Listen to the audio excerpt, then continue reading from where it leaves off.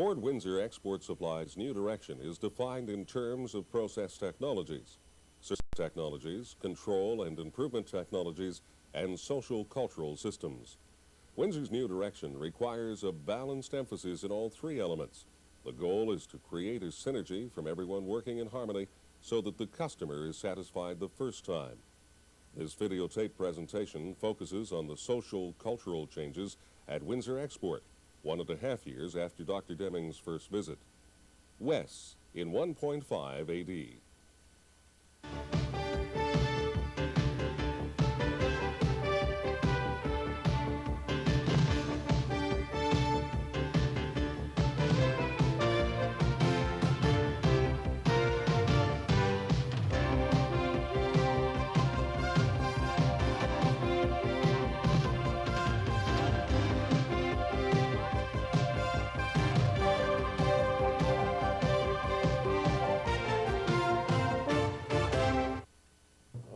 And everybody understands what the job is?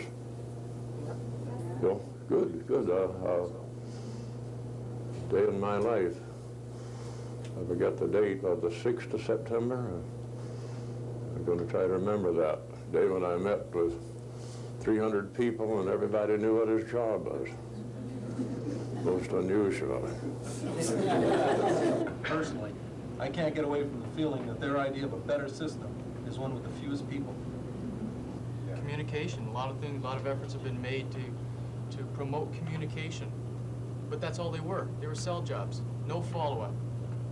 Just a lot of salesmen come through. I'd like to see my class 9 and all my supervisors and our whole unit in a room so I can tell them what I think's wrong.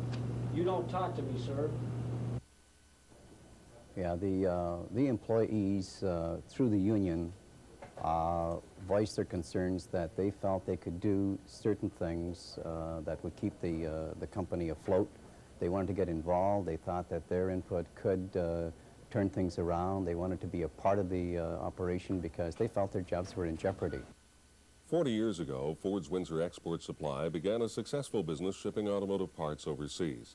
Their markets were primarily in Latin America, and their services were consistently profitable until the worldwide shift to smaller, lower-cost vehicles from sources outside North America. In order for WES to stay in business, it had to attract new customers. WES had to examine how to become more competitive and innovate.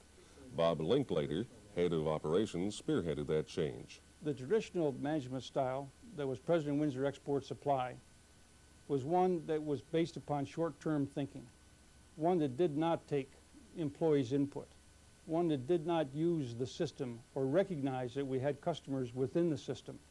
WES management had to undergo a change in order to survive in the world today.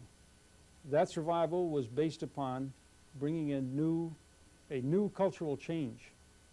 And this was a tool that I was looking for to facilitate this change. The Deming philosophy, the 14 points, was the basis that I used. Fortunately, at the time, there was a draft available of a new company charter.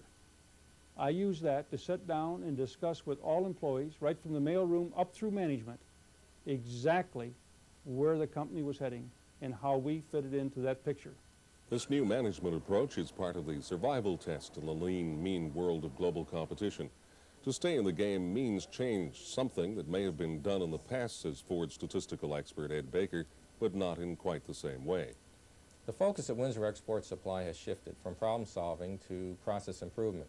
The traditional way of managing a business is problem solving. You solve one problem and another one comes in to replace it. There's a never-ending supply of problems that are consuming the organization's resources.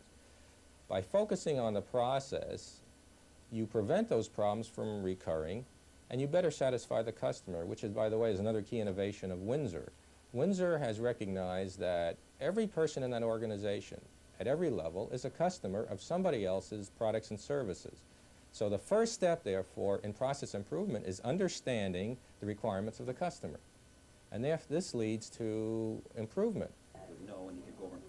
If Ed Baker's theories sound too idealistic in a world of hard economic realities, you may be surprised to learn what some WES employees discovered when they began to tackle their daily problems of computer downtime. The supplier would call to confirm a status on a part, and I would enter the part in a computer. and it did not display the information I required, and which meant I'd have to call a supplier back. And it was very frustrating in a sense of I didn't have time to make 2 or 3 calls on one part number. The users were very frustrated, and us, the systems analysts, were very frustrated because we received phone calls from people who did not know how to use the terminals, and we had to explain to people how to use the terminals to be able to obtain all the data from the computer. We solved our computer downtime by forming a group, and we had meetings with the computer people to find out what we were doing wrong, and we found out that they showed us how to use the computers properly, and it basically, we opened up communications with them, and it seemed to solve the problem. Okay, we've decided that the outcome... This atmosphere of collective problem solving is sanctioned and nurtured by upper management. The difference between this group and efforts of the past is the group's power to implement change and the responsibility of the group to follow through on changes and a constant process of monitoring their products to the next user. Managing information more efficiently has so far saved WES thousands of dollars annually in unproductive computer downtime. When invoices and payments to WES's independent surface and air carriers got bogged down, WES employees analyzed the problem and improved payment time by 60%. Another process improvement team saved WES hundreds of thousands of dollars annually by more efficient packing and utilizing overseas container space. But what enabled the teams to be effective? The cornerstone of continuing improvement process at WES is communication. Communication between suppliers, producers, and customers within the organization, and suppliers vertically between the management levels and non-management employees. And what holds the communication process together is valid statistical information and statistical thinking about processes. None of this can happen without leadership of management, leadership by management. Management has to create a climate in the organization where people feel that they can challenge any system. Any system can be improved, no system is inviolate. Secondly, to inspire employees that they are working for a noble cause, the success and competitive position of Windsor Export Supply. And finally, to recognize that they are not engaged in a series of programs, but they are engaged in a change in the organizational processes at Windsor. There is no prescribed way to operationalize quality in a service organization. Going in, however, it's vital to have the support and commitment of top management. Here at Windsor Export Supply, we had that commitment from Bob Linkletter, our operations manager. To sustain the effort, however, it is vital to have the support and leadership of middle management. There will be setbacks along the way, and this is where the role of middle management becomes key.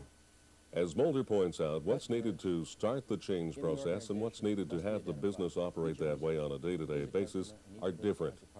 Harry Artinian, Ford's Statistical Methods Office, explains that difference.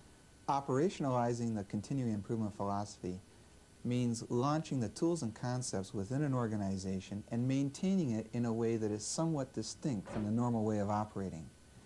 Institutionalizing the philosophy means having every person at every level in the organization utilizing the tools and concepts as part of their normal business activities, regardless of who's running the organization.